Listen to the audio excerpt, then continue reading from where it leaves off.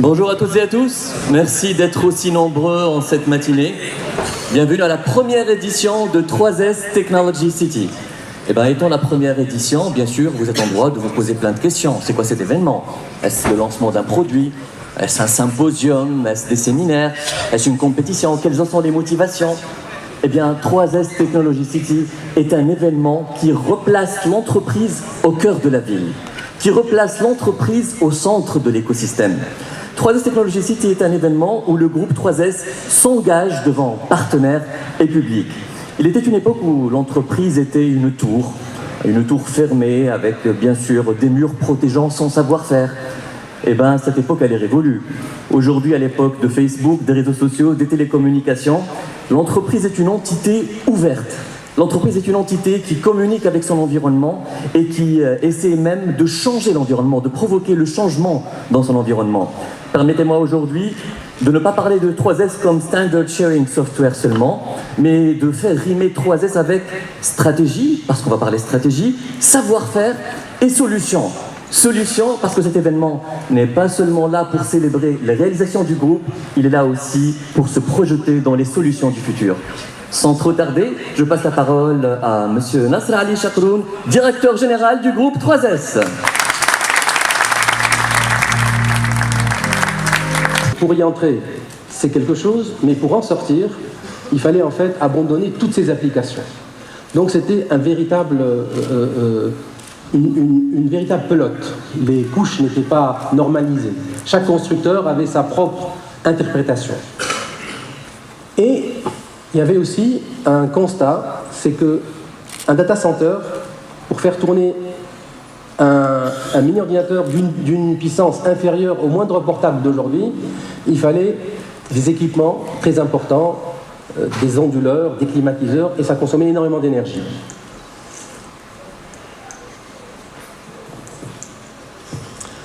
Donc, c'est sur cette base-là que 3S a été créée. Elle a été créée pourquoi? En fait, elle a été créée pour construire un écosystème standard. Donc 3S, c'est l'acronyme de Standard Sharing Software. Donc elle a été créée pour mettre en place et construire un écosystème standard de solutions ouvertes et multipostes pour partager et exploiter du software applicatif en remplacement de la mini-informatique lourde. Et déjà, nous avions vraiment une préoccupation qui était liée à l'énergie et à l'environnement. Donc c'était la raison de la création de 3S et ça se décline très bien dans son nom. يعني تقول بأنه الاقتصاد الرقمي إذا كان نحبوا معناتها نمشيوا فيه جدية يلزم الدولة يعني كحكومة ويلزم القطاع الخاص يحطوا ليد في الليد باش يمشيوا مع بعضهم ويلزم يعني التحول الرقمي يصبح ثقافة وباش يصبح ثقافة يلزم سو جون ديفينمون معناتها الملتقيات هذه والتظاهرات هذه هي اللي باش توري إنه فعلا بلادنا قادرة فيها البوتنسيال إنه بالفعل نجموا نخلقوا من تونس معناتها منصة نتاع استثمار في الاقتصاد الرقمي ونجموا ايضا نجعلوا من الاقتصاد الرقمي القاطره نتاع التحول الاقتصادي ان شاء الله في البلاد. سيد الوزير الاقتصاد الرقمي توا ولا نتصور هو كما قلت انت القاطره للنهوض بالاقتصاد التونسي، احنا تويكا قدراتنا كتوانسه ككفاءات واقع الاقتصاد الرقمي توا في تونس كيفاش هو شوف سؤالك اليوم سؤال مركزي بالنسبه لنا اليوم لانه اليوم ينعقد المجلس الاستراتيجي للاقتصاد الرقمي.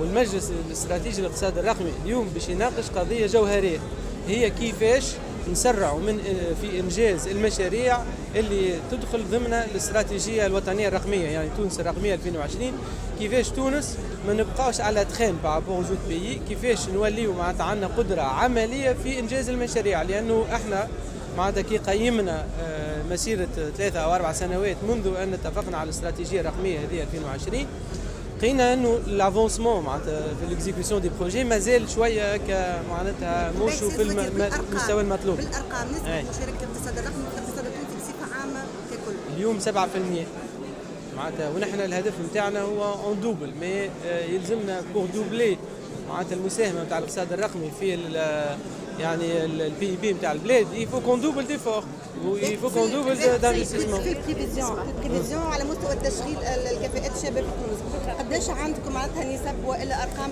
بروشينمون لاستقطاب الشباب التونسي والكفاءات التونسيه؟ هو نحن الاستراتيجيه تقول بانه باش يقع في 5 سنوات خلق 100,000 موطن شغل، وهذيك تقول الاستراتيجيه. واليوم نحن في المجلس الاستراتيجي الاقتصادي الرقمي باش نناقشوا كيفاش نوجدوا الاليات الضروريه باش نوصلوا نحققوا الاهداف ولا جزء كبير على الاقل منها. ومن بينها انه اونسودوت يعني الدوله تضع الامكانيات اللازمه لانجاز المشاريع، لانه اذا كان ما فماش مشاريع ما فماش تشغيل. تسمع قريبا فما مشاريع في الاقتصاد الرقمي قريبا؟ عندنا اليوم عندنا دون لو بايب نتاع الاستراتيجيه فما عندنا 73 او 72 مشروع، والمشاريع هذه من المشروع اللي 1 مليون دو دينار، من المشاريع اللي تنجم توصل 1.5 مليار دو دينار اللي كيما مثلا سمارت جريد ولا مشاريع. لا لايتي جرين كيفاش يتم ادماج جوستومون هو هذا دليل على انه لايتي يعني لو نيميريك هو باش يكون في خدمه ترانسفورماسيون يعني نتاع البلاد كلها، نوتامون معناتها الاقتصاد الاخضر.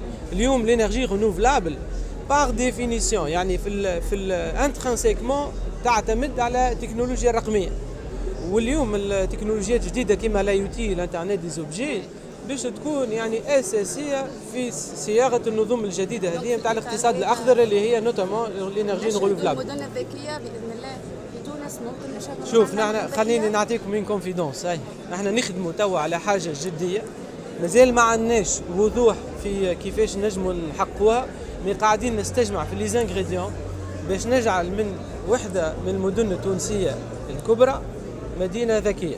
اهم الصعوبات اللي تعترض قاعدين نشتغلوا في ذلك مع الاتحاد الدولي للاتصالات ومع بعض معناتها الدول اللي هي سابقتنا في المجال هذا.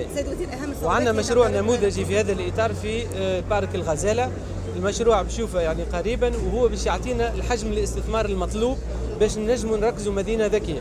الصعوبات اللي تعترض الاقتصاد الرقمي في تونس؟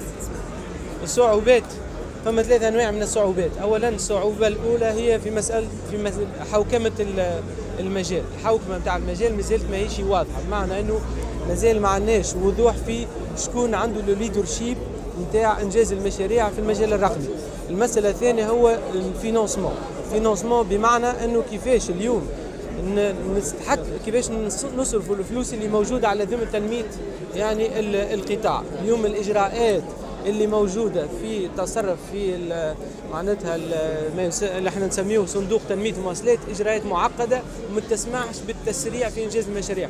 والصعوبه الثالثه هي لي ريسورس هيومان، معناتها الكفاءات البشريه اليوم موجوده في تونس ولكنها خارج مجال الدوله وغاليه، بمعنى انه الدوله بالياتها الموجوده الان مش قادره على ان تنتدب الكفاءات ذات المستوى العالي واللي هي موجوده، وعندنا كثير من الكفاءات التوانسه لكن يلزمنا اليات جديده، وهذا ما سنناقشه في مجلس الاستراتيجي الاقتصادي الرقمي اليوم.